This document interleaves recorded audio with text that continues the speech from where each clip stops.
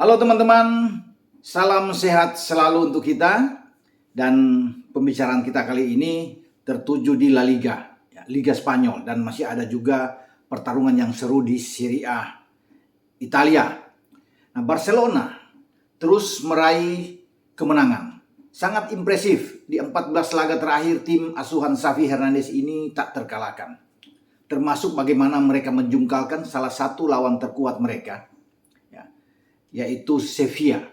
Sevilla sebelumnya berada di peringkat kedua, tapi kemudian tumbang di Camp Nou dengan 1-0 dari Barcelona yang membuat Sevilla itu bahkan turun sampai ke peringkat keempat di klasemen sementara La Liga. Posisi atas masih ditempati oleh Real Madrid. Tapi bagi Barcelona ini luar biasa, ya. Tim yang berada bahkan di luar 5 besar, ada di luar 6 besar, kemudian perlahan-lahan naik terus dan sekarang berada di posisi kedua. Memang hasil kemenangan melawan Sevilla di Camp Nou dengan 1 gol yang dibuat oleh Pedri Gonzalez, gelandang muda terbaik mereka yang tampil sangat impresif. Mereka masih tertinggal 12 poin di belakang Real Madrid yang sebelumnya pada kemarin itu mereka mengalahkan Celta Vigo main di Balaidos Stadion dengan menang 2-1 lewat brace dilakukan oleh Karim Benzema. Tapi 12 poin ini masih bisa dikikis ya oleh Barca karena Barca memiliki satu pertandingan yang lebih sedikit dibandingkan dengan Real Madrid. Jadi kalau Barca menang masih bisa selisih dengan 9 poin. Masih jauh, tetapi perlahan tapi pasti bagaimana Gerard Pique dan kawan-kawan itu terus bisa mendekati. Ya. Sesuatu yang sulit dibayangkan, bahkan untuk masuk ke 4 besar aja udah cukup sebenarnya. Tetapi sekarang mereka bukan hanya ada di 4 besar, tapi ada di peringkat kedua, ya. Dan ini saya pikir warning bagi Real Madrid, harus tetap fokus, ya, dalam 8 pertandingan ke depan. Ini berbahaya, ya. Kalau Real Madrid itu terselip 2-3 pertandingan akan membuat Barcelona yang terus bisa menjaga tren posisi mereka ini naik dan bisa mengancam posisi dari Los Blancos. Menghadapi Sevilla ya, memang tidak mudah.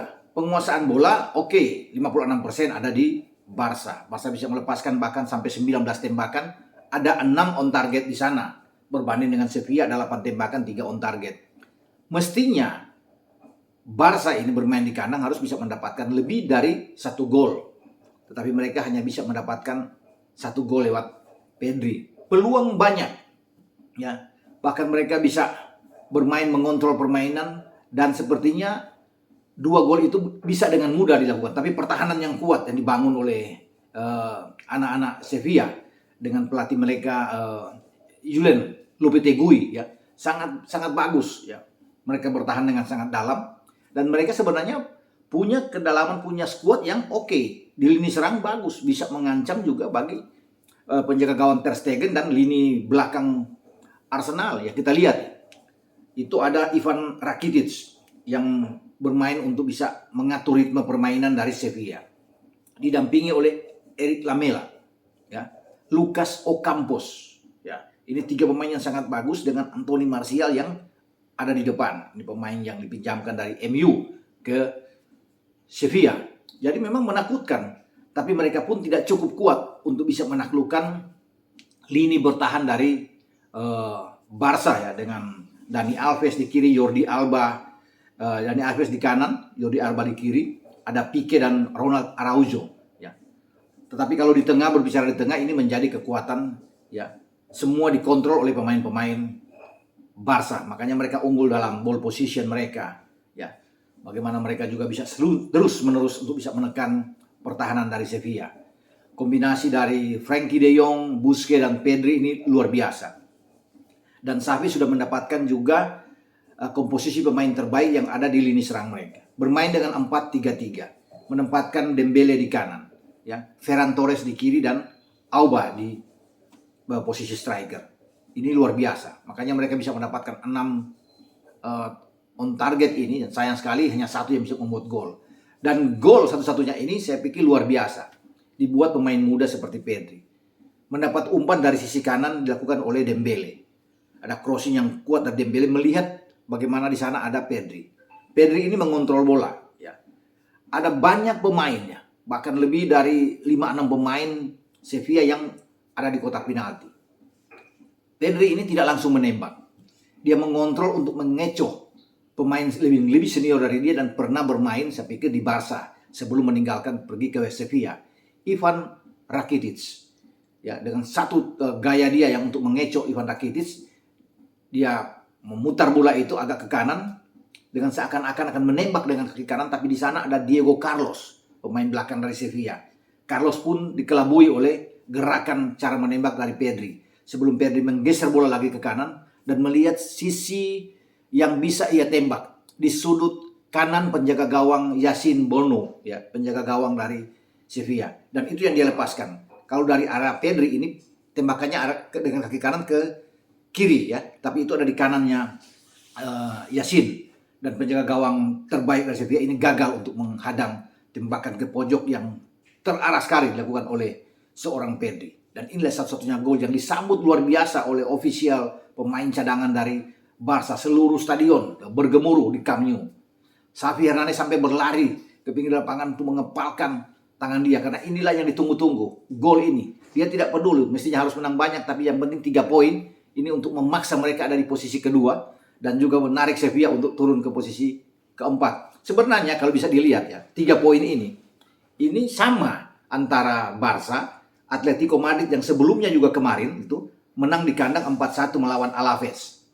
Sama-sama 3 dengan Sevilla ini 57 poin. Cuma memang Barca masih punya satu pertandingan yang lebih sedikit dibandingkan dengan Madrid, ada Atletico dan Sevilla. Jadi ini posisi sama. Barca ada di posisi kedua karena selisih gol mereka lebih bagus, saya pikir ya. Dengan kemasukan yang lebih sedikit ya, sehingga mereka ada di atas. Jadi selamat buat pasukan Xavi yang terus dengan tren yang positif ya. Sangat baik sekali.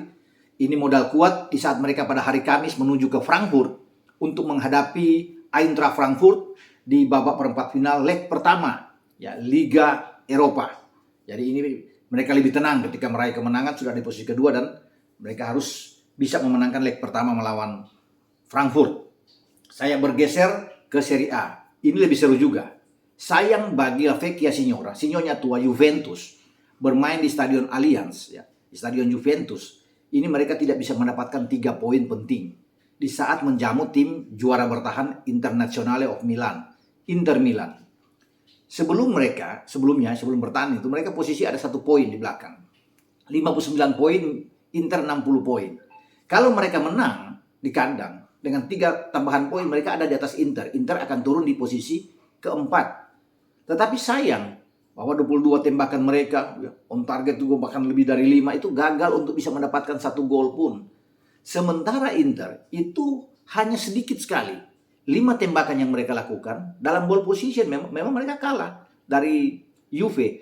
Dan mereka hanya punya 1 on target. Satu-satunya on target itu menghasilkan gol, dan itu justru terjadi dari titik putih.